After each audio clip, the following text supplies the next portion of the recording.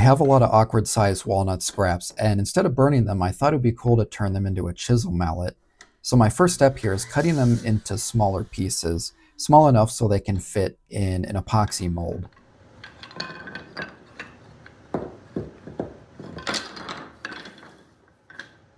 To make the mold, I'm using these particle board melamine sheets, and I chose these because I thought they would peel away from the epoxy pretty easily.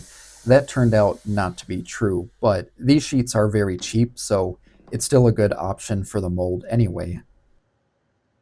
I'm adding some caulking here to all of the edges just to help prevent any epoxy from spilling out of the mold. This is just something generic I had on hand. I think it was a kitchen and bath, but really anything that can close that gap will work well.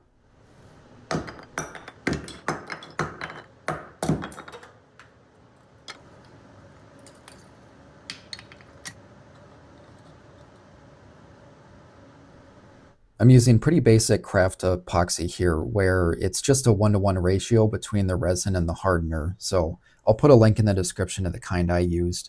But I'm making two batches here, one gold and one black, just to try to mix them together as I pour it, just because I thought that would be cool to see how that turns out.